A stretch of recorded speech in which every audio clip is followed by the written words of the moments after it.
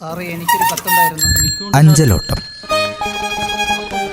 കൈമാറിയ കത്തുകൾ, ബാക്കി വെച്ച കഥകൾ, കത്തുമായി എത്തുന്നവരുടെ ജീവിതാനുഭവങ്ങൾ. നിർവഹണം പ്രജിഷ രാജേഷ്. പുഷ്പകുമാരി.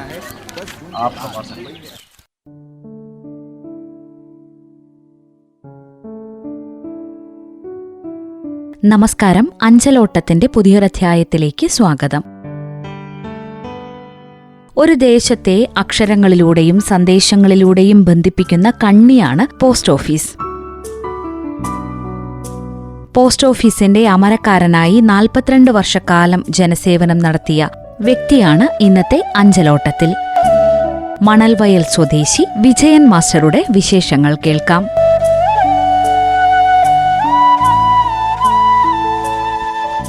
നമസ്കാരം. ഏറെ സ്നേഹത്തോടെ അഞ്ചലോട്ടം എന്ന റേഡിയോ മാറ്റ്ലിയുടെ പരിപാടിയിലേക്ക് സ്വാഗതം ചെയ്യുകയാണ്. ഞങ്ങളുടെ ശ്രോതാക്കൾക്ക് വേണ്ടി ഒന്ന് പരിചയപ്പെടുത്താമോ? പേര്, സ്ഥലം? ഞാൻ വിജയൻ കെ എ, മണൽവയൽ എന്ന സ്ഥലത്താണ് താമസം.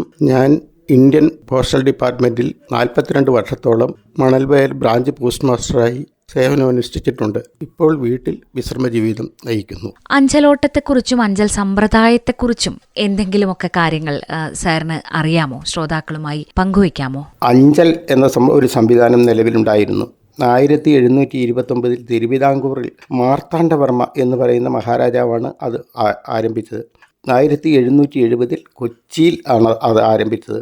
1981 അഞ്ചലോസ് എന്ന വാക്കിൽ നിന്നാണ് അഞ്ചൽ എന്ന വാക്കുണ്ടായിരിക്കുന്നത്. പണ്ട് കാലത്ത്, ആദ്യം തുടങ്ങിയ കാലത്ത് അഞ്ചൽ എന്നത് അഞ്ചൽ പിള്ളൈ എന്നാണ് അറിയപ്പെട്ടിരുന്നത്. അഞ്ചലിൻ്റെ സിമ്പൽ, അതിൻ്റെ അടയാളം ശംഖാണ്. അഞ്ചൽ പോസ്റ്റ് ബോക്സ് 3000 ലെറ്റർ ഉൾപ്പെടുന്നതാണ്. ഫസ്റ്റ് അഞ്ചൽ പോസ്റ്റ് ഓഫീസ് ആരംഭിച്ചത് 1852 ആലപ്പുഴയിലാണ്. അന്ന് അഞ്ചൽ കൊണ്ടുപോകുന്നത്, അതായത് മെയിൽ കൊണ്ടുപോകുന്നതിന് ഒരാൾ 2 അടി നീളമുള്ള ഒരു ദണ്ടിൽ ഒരു ഭാഗത്ത് മണിയും ഒരു ഭാഗത്ത് കൂർത്ത ഭാഗവുമുള്ളതാണ് പോകുന്നത്. ഈ കൂർത്ത ഭാഗം മണി അടിക്കുന്നത് ആളുകൾ വരുന്നുണ്ട്, ഇങ്ങനെ അഞ്ചൽ വരുന്നുണ്ട്, മാർഗതടസ്സം ഉണ്ടാകാതെ മാറി നിൽക്കാനാണ് അതിൻ്റെ സിമ്പല്. രണ്ടാമത്തെ കൂർത്ത ഭാഗം എന്ന് പറഞ്ഞാൽ ആരെങ്കിലും ആക്രമിക്കുകയോ തന്നെ സ്വയം രക്ഷയ്ക്ക് വേണ്ടി ഉപയോഗിക്കാൻ വേണ്ടിയാണ് ആ കൂർത്ത ഭാഗം ഉപയോഗിച്ചിരുന്നത്. അഞ്ചൽ കൊണ്ടുപോകുന്ന ആളിൽ അഞ്ചലോട്ടക്കാരൻ അന്നറിയപ്പെട്ടിരുന്നു. അയാൾക്ക് കാക്കി ഷർട്ട്, കാക്കി ട്രൗസർ, കാക്കി നിറത്തിലുള്ള ഒരു തൊപ്പിയും അതിലുള്ള ചുവന്ന ലൈനും ഉണ്ടായിരുന്നു. ഭാരതീയ ദേശീയ തപാൽ ദിനം ഒക്ടോബർ 9 ആണ്. വാട്സൺ ഹാറ്റിങ്സ് ആണ് ആദ്യമായി ഇന്ത്യയിൽ പോസ്റ്റ് ഓഫീസ് ആരംഭിക്കാൻ മുൻകൈയെടുത്തത്. ഇന്ത്യയിൽ ആകമാനം 1,64,999 പോസ്റ്റ് ഓഫീസുകളുണ്ട്. അതിൽ 1,49,385 ബ്രാഞ്ച് ഓഫീസുകളാണ്. ഈ ഒരു ജോലിയിലേക്ക് എത്തിച്ചേരാനുണ്ടായ ഒരു സാഹചര്യം എന്താണ്? അന്നത്തെ കാലത്ത് ഒരു തൊഴിൽ എന്ന രീതിയിൽ സ്വീകരിച്ചതായിരുന്നു? അന്നത്തെ സാഹചര്യത്തിൽ ഒരു തൊഴിലെന്ന രീതിയിൽ തന്നെ സ്വീകരിച്ചതാണ്. അത് ഞാൻ ഹൈസ്കൂൾ വിദ്യാഭ്യാസം കഴിഞ്ഞ് മറ്റ് സ്ഥലത്ത് ഉയർന്ന വിദ്യാഭ്യാസത്തിന് പോകാൻ പറ്റാത്ത ഒരു സാഹചര്യമായിരുന്നു എനിക്ക്. മറ്റ് തൊഴിൽ സാധ്യതകളൊന്നും വേറെ ഒന്നും ഇല്ലായിരുന്നു. അപ്പോൾ വീട്ടിനടുത്ത് കിട്ടുന്ന ഒരു തൊഴിൽ എന്ന നിലയ്ക്ക് ഇത് സ്വീകരിച്ചു. മറ്റെന്തെങ്കിലും തൊഴിൽ കിട്ടിയാൽ പോകാമെന്ന് ഒരു പ്രതീക്ഷ ഉണ്ടായിരുന്നു. പിന്നെ ഇവിടെ വന്നപ്പോൾ എനിക്ക് ഇതിനോട് താല്പര്യം തോന്നി. മറ്റ് മേഖലകളിലും കൃഷി കാര്യങ്ങളിലും ശ്രദ്ധിക്കാൻ പറ്റും, വീട്ടുകാര്യങ്ങൾ ശ്രദ്ധിക്കാൻ പറ്റും. അതുകൊണ്ട് ഇവിടെ തന്നെ കഴിയാൻ ഞാൻ താല്പര്യപ്പെട്ടു. പല പ്രാവശ്യം പ്രമോഷൻ കിട്ടിയെങ്കിലും പോകാൻ താല്പര്യപ്പെട്ടില്ല. വീടുമായിട്ട് സംബന്ധിച്ചും വീട്ടുകാരുമായിട്ട് ചേർന്ന് നിൽക്കാൻ ഇഷ്ടപ്പെട്ടു. അതുകൊണ്ട് മണൽവയലിൽ തന്നെ ഞാൻ തുടരുകയാണ് ഉണ്ടായത്. എന്തൊക്കെയായിരുന്നു ആ സമയത്ത് ചെയ്യാനുണ്ടായിരുന്ന ജോലികൾ? എന്തൊക്കെയായിരുന്നു ചെയ്തുകൊണ്ടിരുന്നത്? പോസ്റ്റ് ഓഫീസിലെ ജോലികൾ, പോസ്റ്റ് ഓഫീസിലെ 2 സ്റ്റാഫ് വേറെ ഉണ്ടായിരുന്നു. ഒരാൾ EDMC, അതായത് മെയിൽ കൊണ്ടുപോകുന്നയാൾ, ഒരാൾ കത്ത് വിതരണം ചെയ്യുന്ന പോസ്റ്റ്മാൻ, അതായത് EDMDA എന്നാണ് ആ പേര് അറിയപ്പെടുന്നത്. അപ്പോൾ പോസ്റ്റ് ഓഫീസ് തുറക്കുക, പോസ്റ്റ് ഓഫീസിൻ്റെ എല്ലാ കാര്യങ്ങളും ചെയ്യുക, പോസ്റ്റ് ഓഫീസ് പ്രവർത്തിപ്പിക്കുക, പോസ്റ്റ് ഓഫീസ് നടത്തേണ്ട എല്ലാ കാര്യങ്ങളും ചെയ്യുക, മണി ഓർഡറുകൾ, ലെറ്ററുകൾ, പാർസലുകൾ ഇതെല്ലാം സ്വീകരിക്കുക, അത് അയക്കുക, അവിടുന്ന് വരുന്നത് സ്വീകരിക്കുക, വിതരണത്തിന് കൊടുക്കുക, അതിൻ്റെ എല്ലാ ഉത്തരവാദിത്വവും എനിക്ക് തന്നെയായിരുന്നു. ജോലി തിരക്കിനിടയിൽ മറക്കാൻ പറ്റാത്ത ഏതെങ്കിലും അനുഭവങ്ങൾ ഈ ഒരു മേഖലയിൽ നിന്നുണ്ടായിട്ടുണ്ടോ? മറക്കാൻ പറ്റാത്ത അനുഭവങ്ങൾ എന്ന് പറയുമ്പോൾ അത്ര എടുത്തു പറയത്തക്ക അനുഭവങ്ങളില്ല. അന്നത്തെ സാഹചര്യം വളരെ ആൾക്കാർ കുറഞ്ഞ ഒരു സാഹചര്യമായിരുന്നു ഇവിടെ. അപ്പോൾ എല്ലാവരുടെയും വീടുകളിലെത്തുക, വാഹന സൗകര്യങ്ങളൊന്നും ഇല്ലായിരുന്നു. കൃത്യസമയത്ത് എത്തുക, കൃത്യസമയത്ത് കത്തുകൾ എത്തിക്കുക എന്നുള്ളത് വളരെ ഇതായിരുന്നു. അന്ന് കത്തുകളായ ആളുകളെല്ലാം ആശ്രയിച്ചിരുന്നത്. മറ്റ് സംവിധാനങ്ങളൊന്നും ഇല്ലാത്ത നിലയ്ക്ക് അങ്ങനെയാണ് കാര്യങ്ങൾ മുന്നോട്ട് പോയത്. വളരെ കാലം ആ നിലയിൽ തന്നെ പോയി. പിന്നെ മാറ്റങ്ങൾ വന്നു. അന്ന് പുൽപ്പള്ളിയിൽ കത്ത് കൊണ്ടുപോകാൻ, മെയിൽ കൊണ്ടുപോകുക എന്ന് പറഞ്ഞാൽ തന്നെ ചെറിയൊരു പുഴയുണ്ടായിരുന്നു. ആ പുഴയ്ക്ക് പാലം പോലും ഇല്ല. ആ കത്തയക്കുമ്പോൾ അവിടുന്ന് പറഞ്ഞാണ് വിടുക, പുഴയിൽ വെള്ളം അധികം ഉണ്ടെങ്കിൽ ശ്രദ്ധിക്കണം, വേറെ റൂട്ട് ഒരു 5-8 കിലോമീറ്റർ മാറിപ്പോകണം എന്ന് പറഞ്ഞാണ് വിടുക. 42 വർഷം ഈ ഒരു മേഖലയിൽ ജോലി ചെയ്തല്ലോ. അപ്പോൾ ജോലി തുടങ്ങിയ ഒരു സാഹചര്യത്തിൽ നിന്ന് സൗകര്യങ്ങളൊക്കെ വർദ്ധിച്ചോ റിട്ടയർ ആവുമ്പോഴത്തേക്കും? അതേക്കുറിച്ചൊന്ന് പറയാം. കുറച്ച് വർഷങ്ങൾ കൂടി കഴിഞ്ഞതോടുകൂടി മെയിൽ കൊണ്ടുപോകാൻ മെയിലിൽ പുൽപ്പള്ളിക്ക് സബ് ഓഫീസിലേക്കാണ് ഞങ്ങൾ മെയിൽ അയക്കുന്നത്. അവിടുന്ന് ഇങ്ങോട്ട് സ്വീകരിക്കുകയും ചെയ്യുന്നു.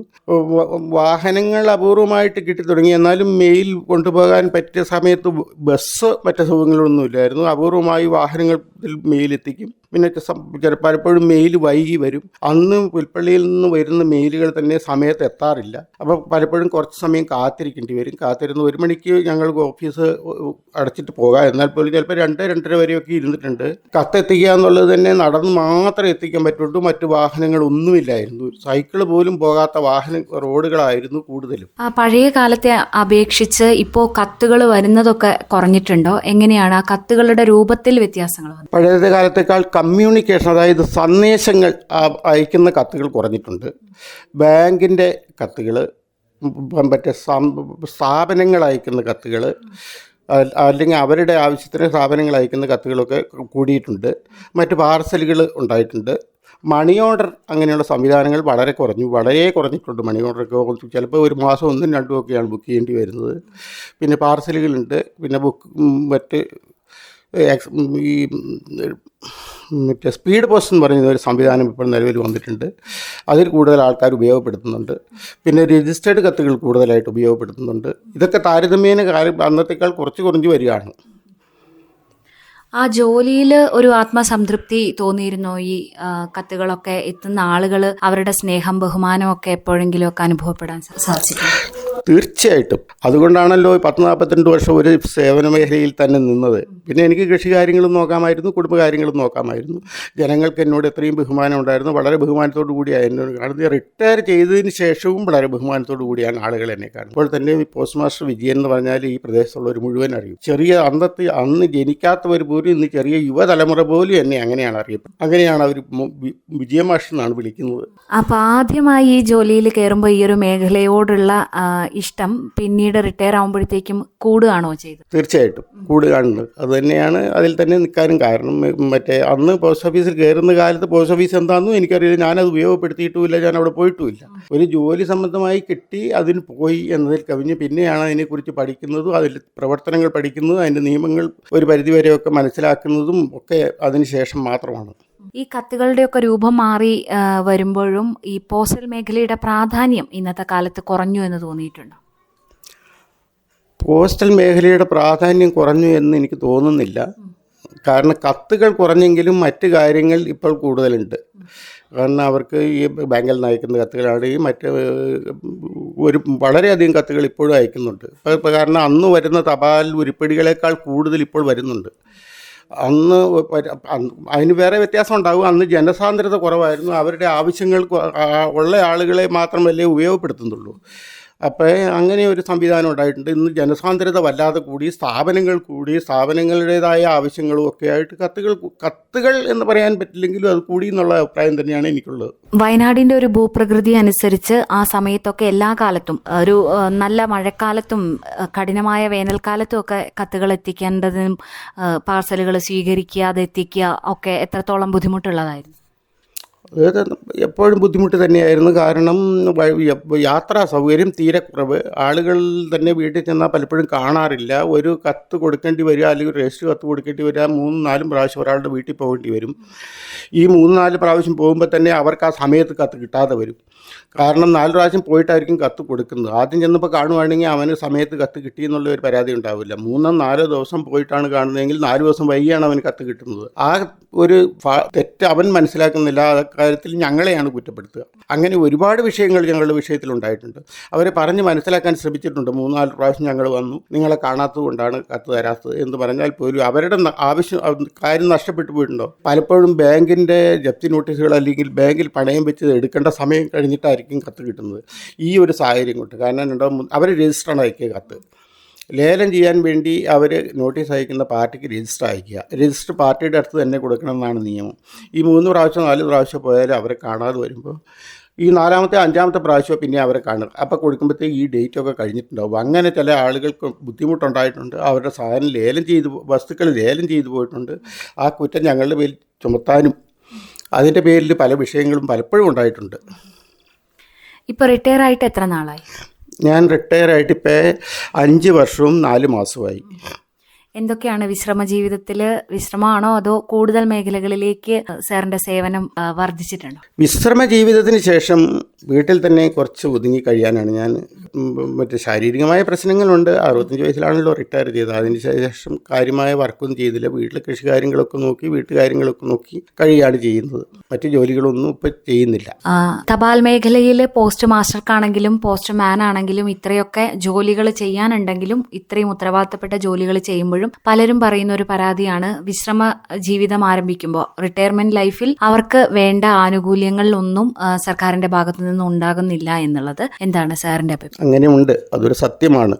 അത് ബന്ധപ്പെട്ടവർ അത് ഇനിയെങ്കിലും ശ്രദ്ധിക്കുമെന്നാണ് വിചാരിക്കുന്നത്. ആ വിശ്രമ ജീവിതം അവർ നയിക്കുന്ന കാലത്ത് അവർക്ക് ഒരു ആനുകൂല്യം ഇത്രയും കാലം ജോലി ചെയ്തിട്ട് കിട്ടുന്നില്ല, കാലാകാലങ്ങളായി കിട്ടുന്നില്ല. ഇപ്പോഴും അത് അവസാന നിമിഷം പോലും അത് ആ ഒരു നിർദ്ദേശം ഗവൺമെൻറ് തള്ളിക്കളയുകയാണ് ചെയ്തത്. ഇനിയെങ്കിലും അത് പരിഗണിക്കണമെന്ന് തന്നെയാണ് എൻ്റെ ആഗ്രഹം. കുടുംബത്തെ ഒന്ന് ഞങ്ങൾക്ക് വേണ്ടി പരിചയപ്പെടുത്താമോ? വീട്ടിലാരെ? കുടുംബം, എനിക്ക് ഭാര്യ, 2 ആൺമക്കളാണ്. അവർ 2 പേരും വിവാഹിതരാണ്. 2 പേരും ഒരു ജോലിയിലാണ്. ഒരാൾക്ക് 38 വയസ്സായി, ഒരാൾക്ക് 32 വയസ്സായി. 2 പേരും ഒരേ ജോലിയിലാണ്. ഒരാൾ IT മേഖലയിൽ ജോലി ചെയ്യുന്നു, ഒരാൾ HDFC ബാങ്കിലാണ്. അവരുടെ ഭാര്യമാർ, ഒരാൾ WMO കോളേജിൽ ടീച്ചറായിട്ട് വർക്ക് ചെയ്യുന്നു, ഒരാൾ തലപ്പുഴ ഗവൺമെൻറ് മെഡിക്കൽ കോളേജിൽ PA ആയിട്ട് വർക്ക് ചെയ്യുന്നു. പോസ്റ്റൽ മേഖലയിലെ സേവനങ്ങളെക്കുറിച്ചും 42 വർഷം ഈ മേഖലയിൽ ചെയ്ത ജോലികളെക്കുറിച്ചും ഒക്കെയാണ് സാറ് പറഞ്ഞത്. ഈ ഒരു മേഖലയിൽ എന്തെങ്കിലുമൊക്കെ മാറ്റങ്ങൾ വരണമെന്ന് സാറ് ജോലി ചെയ്യുമ്പോൾ ആഗ്രഹിച്ചിരുന്നു? പോസ്റ്റൽ ഡിപ്പാർട്ട്മെൻറ്റിൽ ഇനിയും ഒരുപാട് മാറ്റങ്ങൾ വരുത്തുന്നുണ്ട്.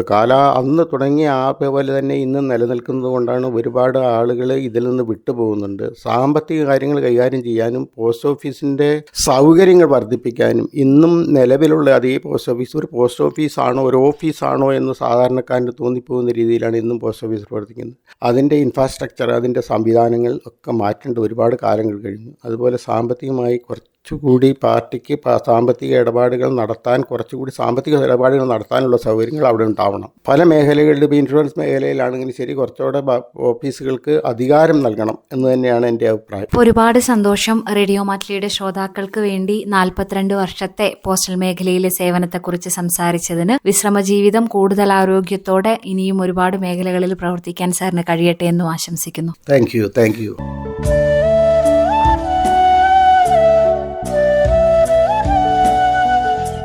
പോസ്റ്റ് മാസ്റ്റർ എന്ന പദവിയിലുള്ള 42 വർഷത്തെ യാത്ര കേവലം ഒരു ഔദ്യോഗിക പദവി മാത്രമല്ല, മറിച്ച് കൃത്യനിഷ്ഠയുടെയും അർപ്പണബോധത്തിന്റെയും ഉദാഹരണമാണ്. ഒരു പോസ്റ്റ് ഓഫീസിന്റെ നെടുന്തൂണായി വിജയൻ മാസ്റ്റർ പ്രവർത്തിച്ച ആ കാലഘട്ടം വരും തലമുറയിലെ ജീവനക്കാർക്കും മാതൃകയാണ്. ഇന്നത്തെ അഞ്ചലോട്ടത്തിൽ ശ്രോതാക്കൾ പരിചയപ്പെട്ടത് പോസ്റ്റ് മാസ്റ്ററായി വിരമിച്ച മണൽവയൽ സ്വദേശി വിജയൻ മാസ്റ്ററെയാണ്. ഇന്നത്തെ അഞ്ചലോട്ടം ഇവിടെ പൂർണ്ണമാകുന്നു. നന്ദി, നമസ്കാരം.